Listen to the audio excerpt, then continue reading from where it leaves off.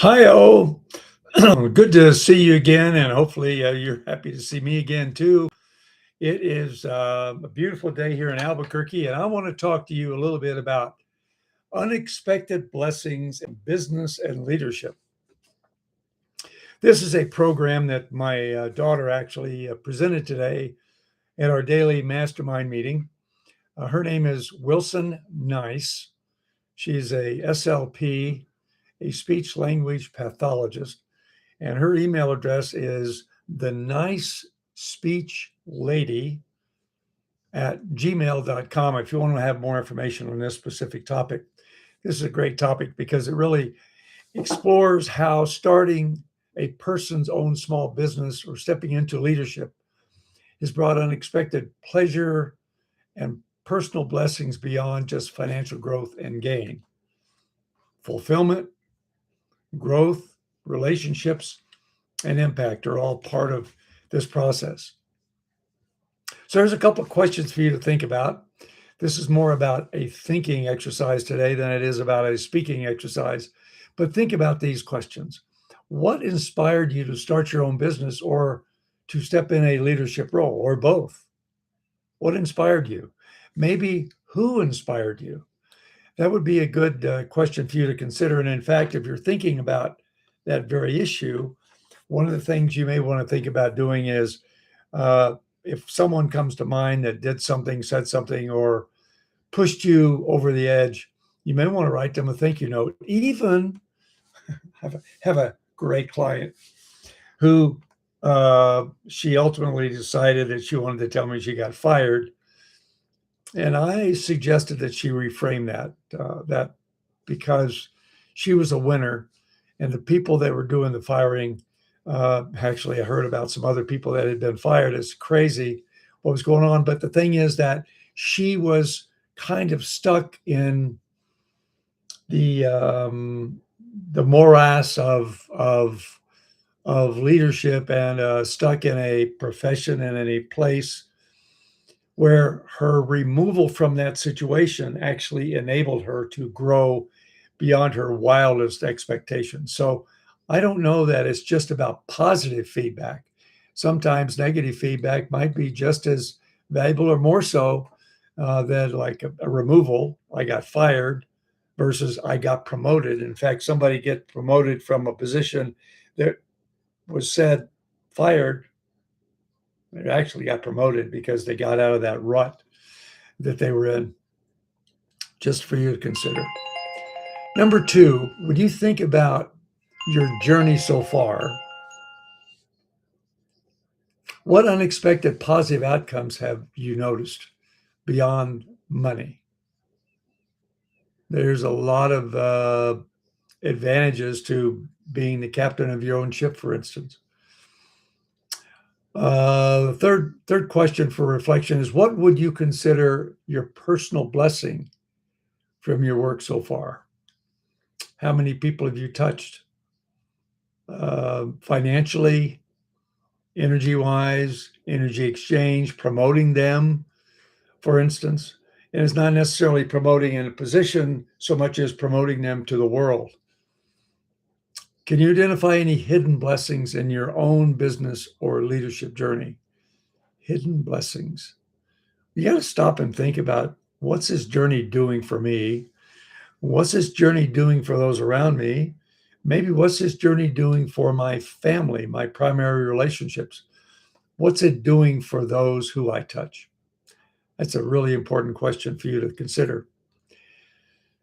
And finally, how might embracing unexpected outcomes change the way you approach your work? There are unintended consequences of some of our decisions that we make. A lot of times, we feel like unintended consequences are negative. But I would say that's not so.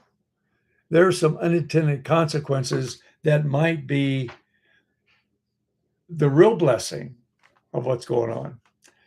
For instance, taking that one example I used earlier, if you look at getting fired as a not blessing, But then you look back on it and say, that person really did me a favor because they got me out of my rut and into the game. I remember something just recently, spiritual thermodynamics, I like to call it. That we had a big shakeup in a local church, and it really caused a big, big issue.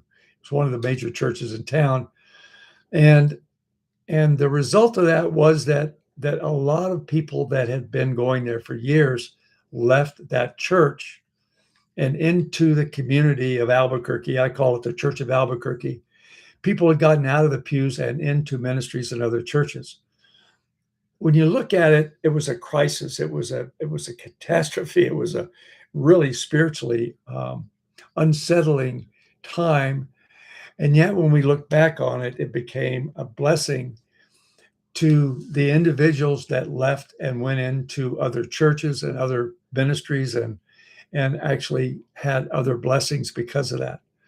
So it's like the story about the two boys. One boy got into a room full of candy and sweets, and another boy was put in a room that had horse manure in it.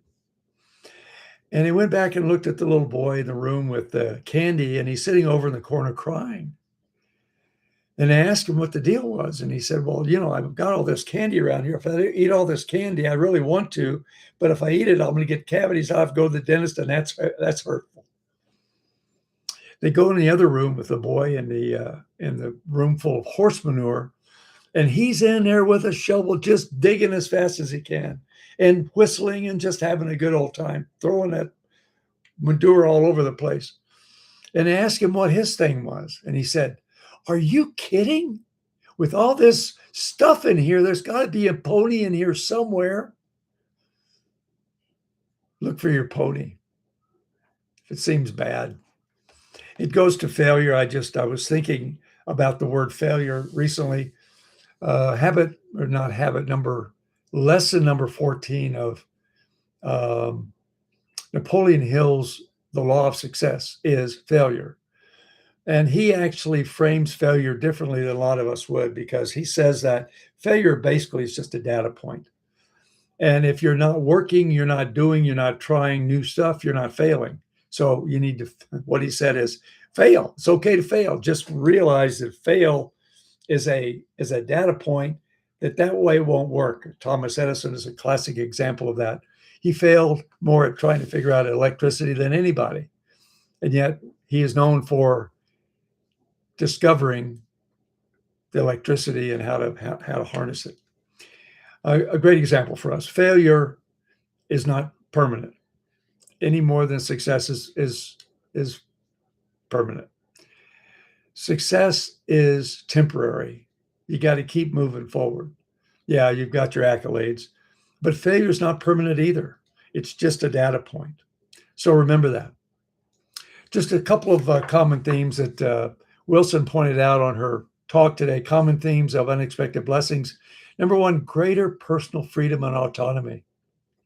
If you are a leader, you've got a responsibility, but you also get some more freedom, and hopefully in a position you have autonomy.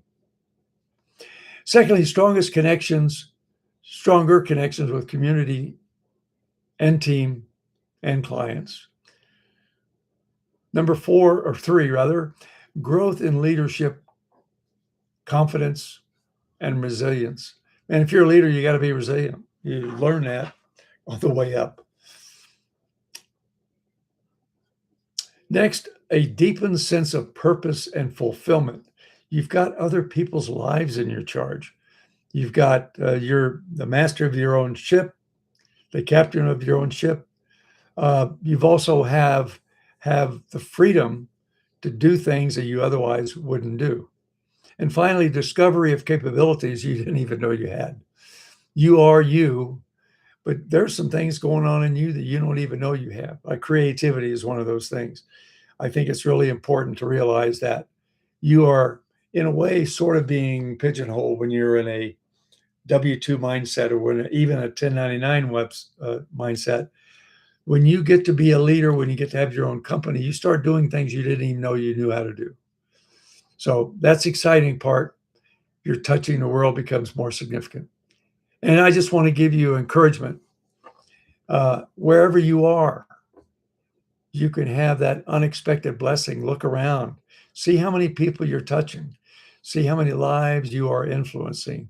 And if you're not doing that as much as you could be, maybe you could do even more. It's a great day. It's a great life. It's a great country we live in.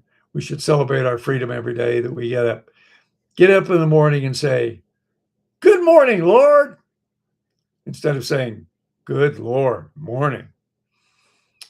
Good morning, Lord. Indeed. God give you another shot at making things happen, spreading your own special blend of sunshine. Go out and do. God bless you. We'll look forward to talking to you again on these calls. If you want to talk to me about what you've got going on, I'd be happy to talk to you about it.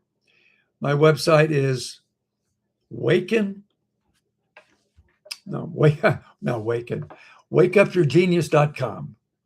Wakeupyourgenius.com is my website. I like to talk about genius a lot. I like to talk about unfurling the fullness of you. And if you'd like to talk about that, go to that website, wakeupyourgenius.com or spreadyourgenius.com. I'll be happy to help you figure out what your genius is so you can spread it even more, so you can make even a larger impact in life. God bless you. God bless America. And hopefully we'll talk soon. Bye.